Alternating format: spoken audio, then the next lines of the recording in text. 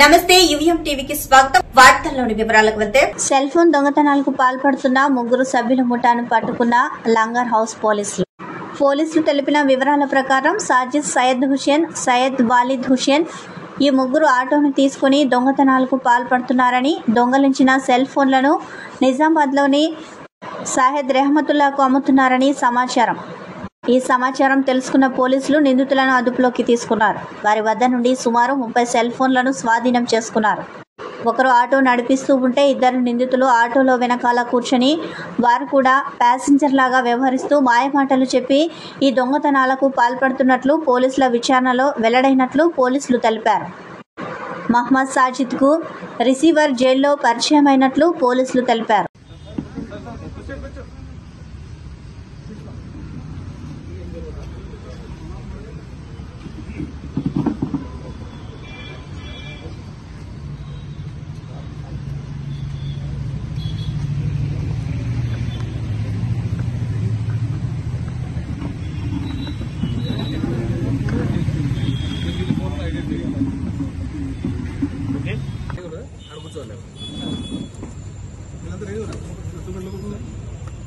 Ready ఉంటే ready లేకపోతే వస్తుంది. రెడీనా? కేసులు ఉన్నాయి, 15 కేసులు ఉన్నాయి. రెగ్యులర్గా ఈయన అదే దొంగ పని చేస్తున్న తర్వాత దీన్ని కూడా ఇప్పుడు కోర్టు తీసుకుపోయి ఈయన మీద లీగల్గా యాక్షన్ తీసుకుంటాం. వీళ్ళకి రిసీవర్ నిజామాబాద్ సెల్ ఫోన్లు దొంగలు కొని వాళ్ళు ఎవరుంటే ఎవడో ఒకటి నిజామాబాద్ పలానా కొంటాడంటే వీళ్ళు అట్లా సెల్ ఫోన్ దొంగతనం చేయగానే వాట్సాప్లో పంపించడు. వాడు చూసి తీసుకురమ్మంటే ఒక 4-5 ఫోన్లు కాకుండా తీసుకుపోయి ఆడ ఇచ్చేసి ఒకదానికి ఆ ఫోన్ బట్టి 5,000, 3,000, 2,000 అట్లా దాన్ని బట్టి వాడు సెల్ ఫోన్ హ్యాండ్ ఓవర్ చేసి పైసలు తీసుకుంటాడు.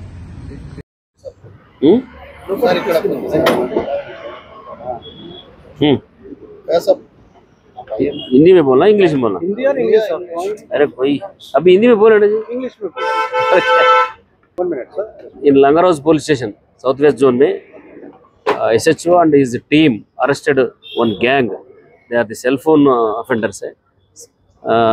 Sometimes they will snatch the phone from the passengers by threatening them, and sometimes they will come to theft while traveling in auto. Already one or two offenders. Langar house police station ఏరియాలో ఇక్కడ Golconda ACP గారి ఆధ్వర్యంలో langar house inspector plus వాళ్ళ crime SI వీళ్ళందరూ కలిపి ఈరోజు ఒక cell phone దొంగల గ్యాంగ్ ని పట్టుకోవడం జరిగింది. వీళ్ళ ఎంఓ ఎట్లంటే ఇప్పుడు దీంట్లో ఈ మొహమ్మద్ సాజిద్ అనే వ్యక్తి ఒక 2 వ్యక్తులు పెట్టుకుని ఒక ఆటో తీసుకుంటారు. వాళ్ళ ఆటో ఉంది ఒకటి, ఆ ఆటోలో ప్యాసింజర్లు ఎక్కించుకుని పోతుంటారు.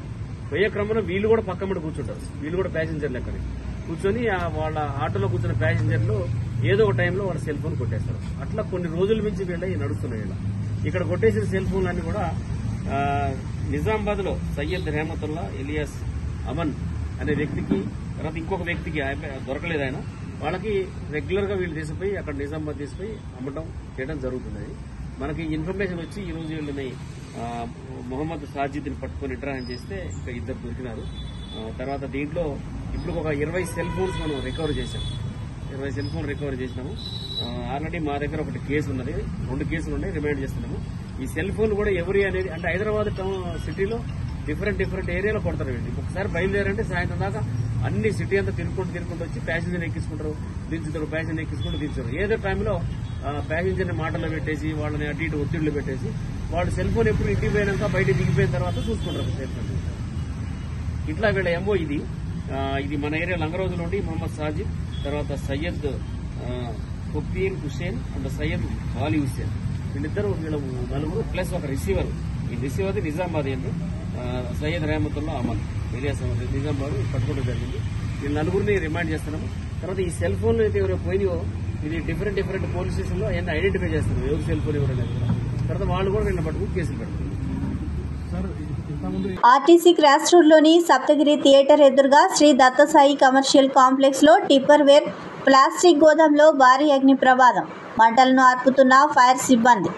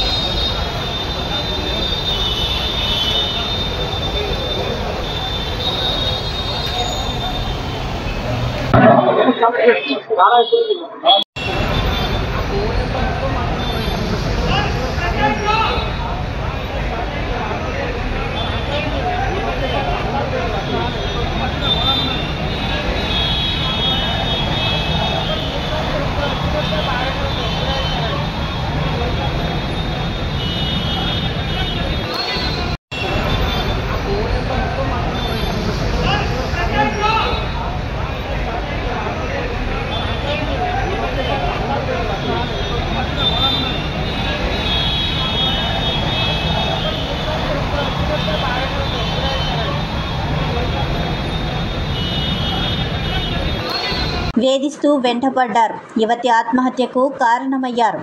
నల్గొండ జిల్లా మాడుగులపల్లి మండలం చింతలగూడెంలో ఈ ఘటన. కళ్యాణిని కొంతకాలంగా వేధిస్తున్న శివ, మధు ఈ నెల 6న ఆత్మహత్య యత్నం చేసిన కళ్యాణి చికిత్స పొందుతూ మృతి.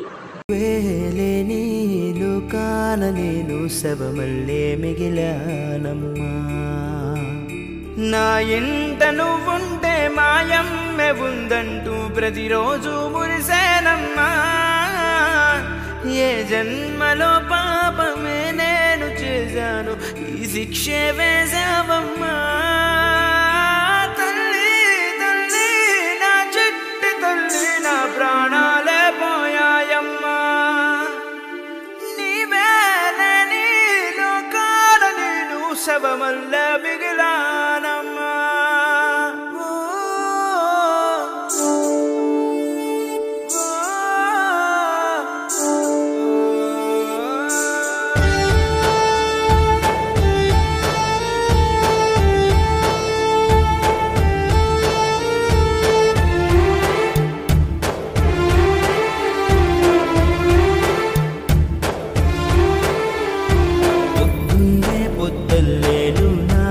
ఎదురైతే అదృష్టం నాదనుకున్నా.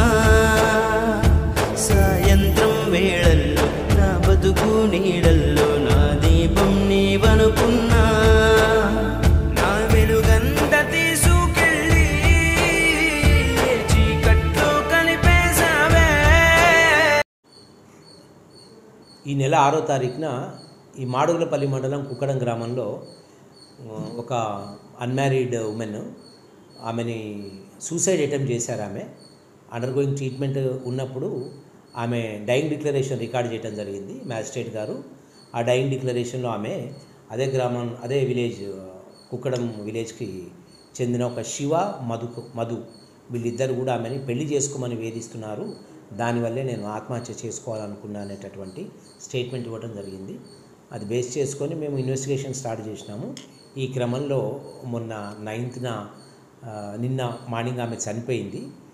నిన్న గవర్నమెంట్ హాస్పిటల్ నల్గొండలో పిఎంఈ అది చేసి నిన్న సాయంత్రం వరకు ఆమె క్రిమేషన్స్ అన్నీ వాళ్ళ గ్రామంలో జరిగినాయి. దానికి సంబంధించిన నిందితులు ఒకళ్ళు, దాంట్లో మధుకర్ అనే అతను ఈమె డైయింగ్ డిక్లరేషన్లో అతని పేరు చెప్పిందని తెలిసిన తర్వాత అతను కూడా కొన్ని స్లీపింగ్ పిల్స్ వేసుకొని అతను ఒక సూసైడ్ అటెంప్ట్ చేయడం జరిగింది. బట్ అతను పూర్తిగా ఆరోగ్యంగా ఉన్నాడు ఇప్పుడు. దీంట్లో 2 అక్యూజుల్లో ప్రస్తుతం ఒక అక్యూజర్ మా కస్టడీలోకి తీసుకునే ప్రయత్నం చేస్తూ ఉన్నాం. ఈరోజు వాళ్ళని అరెస్ట్ చేసి రిమాండ్ చేస్తాం. రాంబిల్లా మండల కొప్పుగుండుపాలెంలో 9వ తరగతి విద్యార్థి బుద్ధదర్శినిని దారుణంగా హత్య చేసిన కేసులో నిందితుడు సురేష్ ఆత్మహత్య చేసుకున్నాడు. రాంబల్లి మండలం కొప్పుగుండుపాలెం శివార్లో సురేష్ మృతదేహం గుర్తించారు. ఈ నెల 6వ తేదీన శనివారం 9వ తరగతి విద్యార్థిని దర్శినిని గొంతు కోసి చంపిన ప్రేమోన్మాది సురేష్ పాఠశాల నుంచి ఇంటికి వచ్చిన స్నానం చేసి గదిలోకి వెళ్లిన దర్శినిని కత్తితో నరికి చంపాడు. అప్పటి నుంచి నిందితుడి కోసం 14 పోలీసు బృందాలు రాష్ట్ర వ్యాప్తంగా గాలింపు చర్యలు చేపట్టాయి. ఇతని ఆచూకీ చెప్పిన వారికి 50,000 రూపాయల నగదు బహుమతి పోలీసులు వారు ప్రకటించారు. ఈ నేపథ్యంలో బుధవారం సురేష్ మృతదేహం గ్రామ శివార్లో కనిపించింది. ఇతని మృతదేహం బాగా కులిపోవడంతో ఇతను ఆత్మహత్య ఎలా చేసుకున్నది తెలియరాలేదు.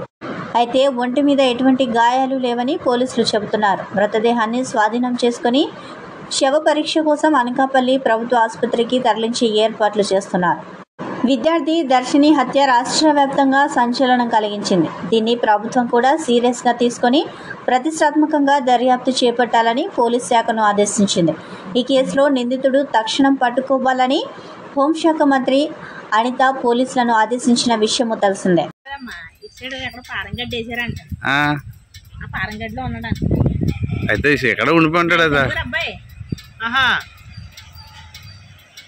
సౌత్ ఆఫ్రికాలో జరిగిన ఏషియా పవర్ లిఫ్టింగ్ ప్రపంచ ఛాంపియన్ గోల్డ్ మెడల్ సాధించిన తేజవత్ సుకన్యబాయ్.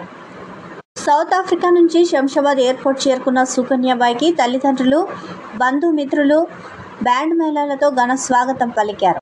తనను ఆర్థికంగా ప్రోత్సహించి ప్రపంచ స్థాయిలో నిలిపిన తల్లిదండ్రులకు తాతయ్య రామచంద్ర నాయక్ కృతజ్ఞతలు తెలిపిన సుకన్య.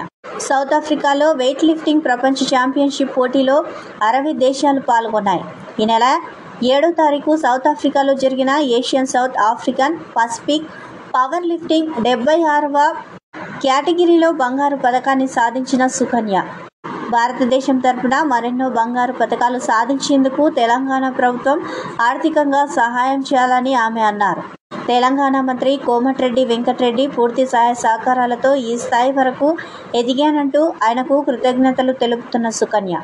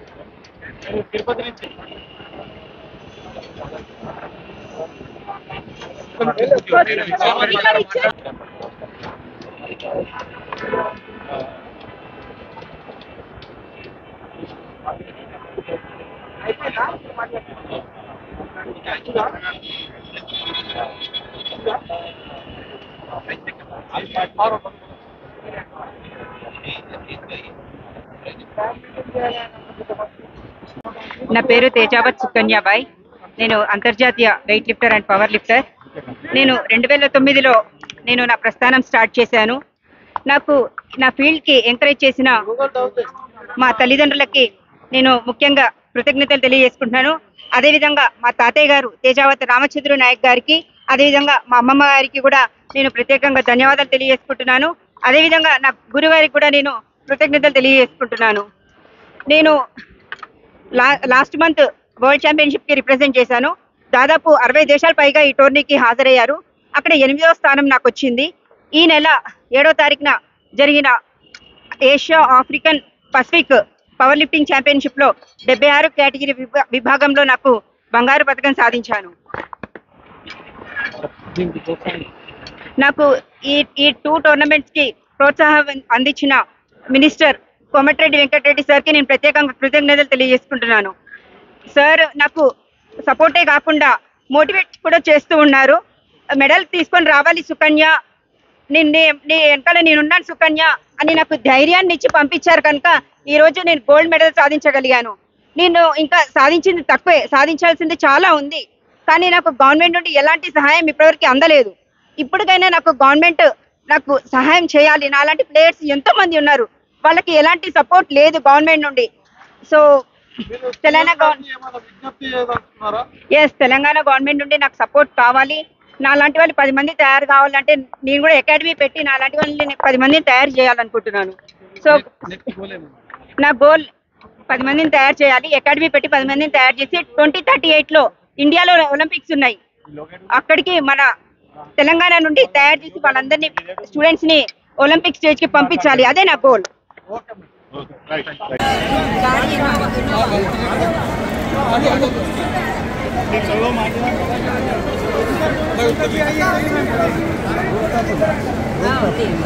ఇక్కడే ఉంది.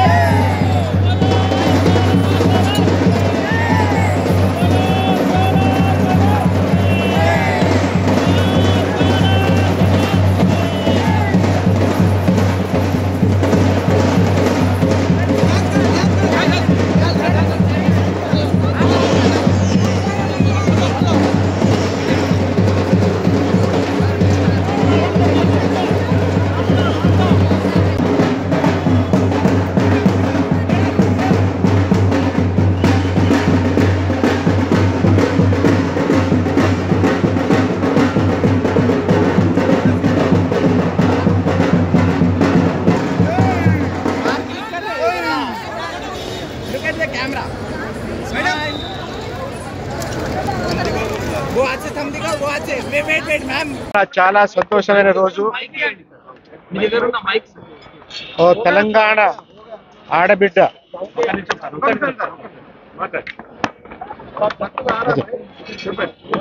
అందరికీ నమస్కారం. ఇవాళ మన అందరికీ చాలా సంతోషకరమైన దినం. మా మనవరాలు మా తండాకు చెందిన సుకన్య ప్రపంచ స్థాయిలో స్వర్ణ పథకం సాధించడం మనందరి అదృష్టం. ఈ సందర్భంగా మన అందరి తరఫున తెలంగాణ తరఫున సుకన్యకి అభినందనలు తెలుపుతున్నాను. ఇలాంటి వాళ్ళు ఇంకా ముందుకు రావాలి అంటే ప్రభుత్వం లెవెల్లో సహాయం సహకారం అందిస్తేనే బాగుంటుంది. వచ్చిన తర్వాత మెడలు చూసి వాళ్ళకి సన్మానం చేయడమే కాకుండా వచ్చే ముందే వాళ్ళు ఏ విధంగా వస్తే బాగుంటుంది అని ఊళ్ళలో తండాల నుంచి గూడెల నుంచి చాలామంది ఉన్నారు. ఇప్పుడు ఈవిడ వాళ్ళందరికీ ప్రేరణ అవుతుంది. ఈ సందర్భంగా నేను ఇంకో మనం ఈ ప్రభుత్వాన్ని చేయదలుచుకుంటే నెక్స్ట్ లెవెల్లో ఆడడానికి కూడా తనకు సహకరించాలి. ప్లస్ ఇప్పుడు ఒక ఏదైనా మంచి సూటబుల్ ఉద్యోగం ఇవ్వాలని, ఎందుకంటే ఇప్పటికే చాలా మెడల్స్ తీసుకొచ్చింది, చిన్న చిన్న మెడల్ అయినా కూడా ప్రభుత్వం నేషనల్ లెవెల్లో కానీ స్టేట్ లెవెల్లో ఇంకా గుర్తించలేదు అమ్మాయిని. చిన్న చిన్న సహకారాలు వస్తున్నాయి. వాళ్ళందరికీ అభినందనలు తెలుపుతున్నాను, కృతజ్ఞత తెలుపుతున్నాను. మాకు అయినంత వరకు మేము ప్రోత్సహిస్తున్నాము, సహకరిస్తున్నాము. ప్రభుత్వం నుంచి కూడా మీలాంటి వాళ్ళ నుంచి ప్రెస్ అండ్ మీడియా మీరు కూడా ప్రత్యేకంగా దీని గురించి ఒక ఫోర్స్ పెడితే బాగుంటుందని నా మనవి. Thank you. నేడు ఉమ్మడి విశాఖ జిల్లా విజయనగరం జిల్లాలో ముఖ్యమంత్రి చంద్రబాబు పర్యటన. ఎస్ రాయవరం మండలం దాసర్లపూడిలో పోలవరం ఎడవ కాలువ పరిశీలన అనంతరం భోగాపురం పయనం, విమానాశ్రయ పనులపై సమీక్ష. అక్కడి నుంచి గాజువాక పరిధిలోని ఏపీ మెడ్టెక్ జోన్కు రాక, కొత్త భవనాల ప్రారంభం, విమానాశ్రయంలో అధికారులతో సమావేశం. ముఖ్యమంత్రి నారా చంద్రబాబు నాయుడు నేడు ఉమ్మడి విశాఖ జిల్లాలో పర్యటించనున్నారు. ఉదయం 10 గంటలకు ఉండవల్లి నుంచి హెలికాప్టర్లో బయలుదేరి 11 గంటల 10 నిమిషాలకు అనకాపల్లి జిల్లా ఎస్ రాయవరం మండలం దాసర్లపూడి చేరుకుంటారు. అక్కడ పోలవరం ఎడమ ప్రధాన కాలువను పరిశీలిస్తారు. దాసర్లపూడి నుంచి 12 గంటలకు బయలుదేరి విజయనగరం జిల్లా భోగాపురం వెళతారు. మధ్యాహ్నం 1:30 అంతర్జాతీయ విమానాశ్రయం పనులపై సమీక్షిస్తారు. అక్కడి నుంచి 1:50 బయలుదేరి ఏపీ మెడ్టెక్ జోన్కు చేరుకుంటారు. 2:30 విశ్రాంతి తీసుకుంటారు. అనంతరం ఆ ప్రాంగణంలో ఏర్పాటు చేసిన సిఐఐ వర్చువల్ సమావేశంలో పాల్గొంటారు. 2 కొత్త భవనాలను ప్రారంభిస్తారు. అక్కడి సిబ్బందితో ముచ్చటిస్తారు. సాయంత్రం 4:35 బయలుదేరి విశాఖపట్నం విమానాశ్రయానికి చేరుకుంటారు. అక్కడి ఎగ్జిక్యూటివ్ లాంచ్లో సాయంత్రం 6 గంటలకు సమీక్షా సమావేశం నిర్వహిస్తారు. 6:10 విమానంలో బయలుదేరి విజయవాడ వెళతారు.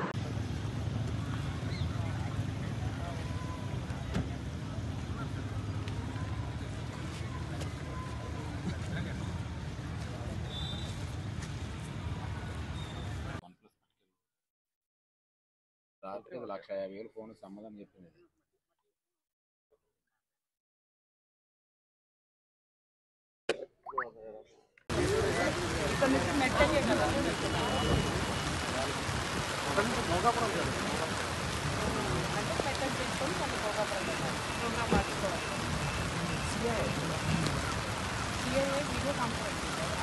శ్రీ జ్ఞాన సరస్వతి బీజాక్షరంపై ముద్రిన రగడ అనుష్ఠానం పరిషత్ ఆధ్వర్యంలో ఈరోజు ఆందోళన చేపట్టి అనుష్ఠానం వ్యవస్థాపకులు యజ్ఞం పవన్ కుమార్ శర్మ మరియు అనుష్ఠానం భక్తులు కాలినడకన పాదయాత్రతో ఈవోకు వినతి పత్రం సమర్పించిన అనుష్ఠాన వ్యవస్థాపకుడు. ఈ కార్యక్రమాలు చేపడుతున్న వారిని ఆపని ఎడల మా వేద బ్రాహ్మణ అనుష్ఠాన వ్యవస్థాపక బృందంతో మేము కూడా గోదావరి వద్ద గంగా హారతి నిర్వహించడానికి ఈరోజే కాషాయ జెండాను పాతి స్థలాన్ని మేము కూడా ఆక్రమిస్తామని ఆలయ ఈవోకు హెచ్చరించిన వ్యవస్థాపకులు. ఈవో ఇలాంటి కార్యక్రమాన్ని మీరు చేయకూడదని, మేము దీనిపై చర్యలు తీసుకుంటామని అధికారులతో చర్చించి వెంటనే వారిపై తగు చర్యలు తీసుకుంటామని తెలిపిన ఈవో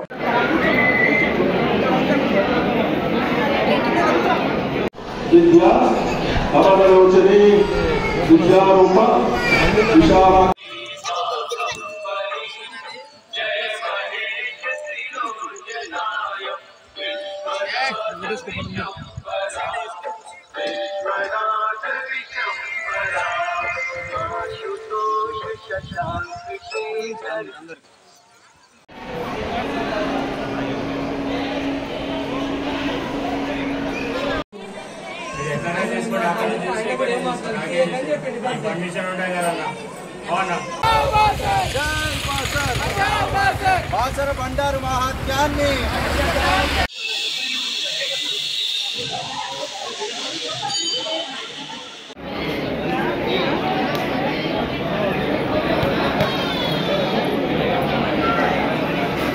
అంగన్వాడీ కేంద్రాల్లో నర్సరీ పాఠశాలలు మంత్రి సీతక్క.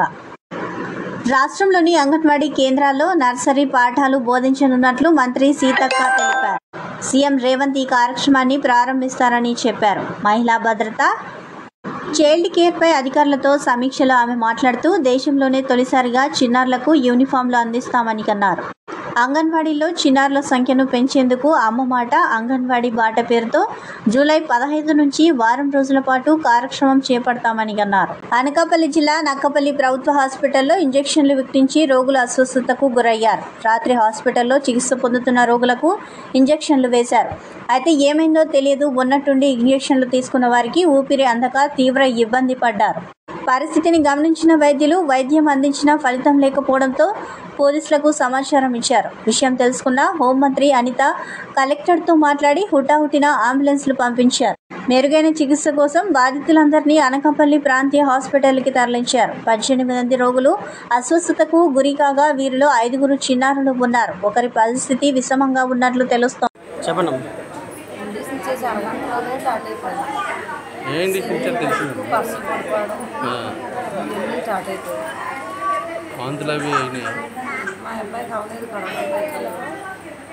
మామూలు కదండి, ఇక్కడికి వచ్చి తెల్లవారు అట్లా 3 గంటల అక్కడ ఇండిసిలు వేసారు. హాస్పిటల్లో గోలెట్టేసారు. అక్కపల్లి ఎందుకు జాయిన్ చేశారు అబ్బాయిని? ఏమైంది? జ్వరం నిన్న 3 గంటలు జాయిన్ చేశారు. ఉన్నాం ఎల్లగా ఇండిసిలు వేసేది బాగున్నాయి. రాత్రి 9:30, 10 అయిపోతారు. ఆ టైంలో వేసేది ఇండిసిలు. సరే అరగంటలో ఇలా సోలుకు అలా రాసుకొని వరుసట్టి మోసేసాను. పడుకోటి పెద్దోళ్ళు అసలే పడిపోయారు. డైరెక్ట్గా వేసారా లేకపోతే సిరంజిలో పెట్టారు? ఇండిక్ వేసారా? మాది పింగిల్ సార్. బాబుని జ్వరం వచ్చిందని చూసి ఉదయం హాస్పిటల్ తీసుకెళ్ళాము. తీసుకెళ్తే ట్రీట్మెంట్ చేసి పంపిస్తే పర్వాలేదు రానంటే కాలు బాగోకపోతే తీసుకురావాలనేసి పంపించేస్తే తీసుకొచ్చిన తర్వాత ఆ నైటు రాత్రి 10 జ్వరం వస్తుంది. జ్వరం వస్తే మేము ఏంటంటే అలా కొంచెం తడిగొట్టు పెట్టుకుంటూ ఉండకూడదు. రాత్రి 1 గంటకి సీరియస్ అయిపోయి ప్రాణానికి వస్తే వారంలో విరేచనాలు అయిపోయి సార్. విరేచనాలు అయిపోతే అప్పటికప్పుడు బైక్ ఒకటి తీసుకొని దాదాపు హాస్పిటల్ బాబుని తీసుకొని జాయిన్ చేసిన తర్వాత అక్కడ మేము ట్రీట్మెంట్ చేయించుకుంటాం. మేము ఏం చేశారంటే మన తొలినాడు బాగానే ఉంది. మేము ఏం చేశారంటే మామూలుగా వచ్చి వాళ్ళు ఇంజక్షన్ చేశారు. సాయంత్రం ఇంజక్షన్ చేసిన తర్వాత ఈ పిల్లలందరికీతో పాటు ఇంజక్షన్ లాస్ట్ మా బాబుకి చేశారు. మా బాబు ఇంజక్షన్ చేపటికి ఒక 5 నిమిషాలు గడిచింది. ఒకరికి వణుకులు వచ్చేసేసి టెన్షన్లు వచ్చి జ్వరాలు వచ్చి హాస్పిటల్ అంతా బోర్ పెడితే బాబు ఇంజక్షన్ అంటే అలా కాదు లోపలికి అనేసేసి ఆయన వాళ్ళ అబ్బాయిని ఎప్పుడైతే బయట తీసుకొచ్చారు మేము అందరికీ కూడా బయట తీసుకొచ్చి ఇంకా ఏకంగా అంబులెన్స్ పెట్టుకొని ఇక్కడికి రావడం జరిగింది సార్. ఇది జరిగింది అవసరం.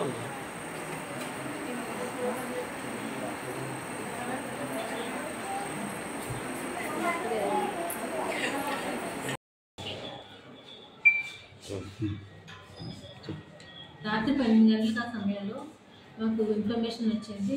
నక్కపల్లి సిహెచ్సిలోని ఇంజక్షన్ ఏదో బిగించి చాలామంది పిల్లలకి రియాక్షన్స్ వచ్చాయి అనేసి తెలిసింది. మేము పీడియాట్రిక్ వార్డెన్స్కి రెడీగా ఉంచుకున్నాము. కానీ వచ్చిన కేసులో 10 నిమిషాల్లో అక్కడ నుండి వచ్చేసాయి. మాకు అన్ని 23 కేసులు వచ్చాయి టోటల్గాను. అందులో పిల్లలు 4 ఉన్నారు. మిగతా వాళ్ళందరూ అడల్ట్సే. అందరికీ జ్వరము, వణుకు రావడం, డ్రైగస్ రావడం జరిగింది. దానికి సంబంధించి ట్రీట్మెంట్ అంతా ఇచ్చాము. అందరూ మార్నింగ్ కల్లా రికవర్ అయిపోయారు, బాగా అయిపోయారు. ఆ కేసు మాత్రం సింహాచల పేషెంట్ మాత్రం కొంచెం క్రిటికల్ అయ్యారు కేసు. ఆ కేసు దానికి సంబంధించి ట్రీట్మెంట్ ఇచ్చి కేజీహెచ్వైగా పంపించాము. ఇప్పుడు ఫోన్ చేసి కనుక్కున్నాం. ఆ పేషెంట్ కూడా నార్మల్గానే ఉన్నారు. అతను కూడా అవుట్ ఆఫ్ డేంజర్ అయ్యారు. అందరూ నార్మల్గా ఉన్నారు. మేడం అందరికీ ఒకటే ఇంజెక్షన్ ఇచ్చారేంటి మేడం? ఎందువల్ల అంటారు? అంటే అది యాంటీబయాటిక్ ఫీవర్ అని ఇచ్చుంటారు. రోజా కేషీట్లో రాసింది సిస్టర్స్ ఇచ్చుంటారు. అంటే ఈ 23 మందికి ఒకటే ఇంజెక్షన్ అండి? ఒకటే ఇంజెక్షన్ కాదు, అంటే పేరున్న బాటిల్స్ వేరే ఉండొచ్చు. అక్కడ ఏమైందో మనకు తెలియదు. అంటే మెడిసిన్లో ఏమైనా ప్రాబ్లం ఉంది మేడం? దానివల్ల వచ్చింటుంది రియాక్షన్. ఎక్స్పైరీ డేట్ కూడా ఉంది కదా, 26 వరకు ఉంది.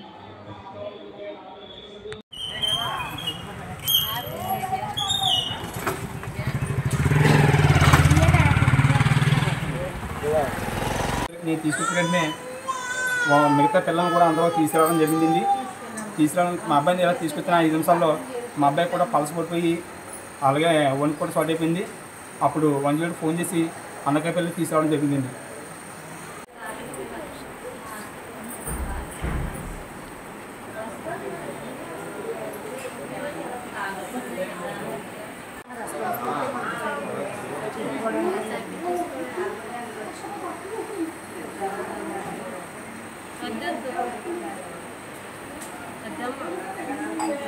వార్తలు ఇంతటితో సమాప్తం. నమస్కారం.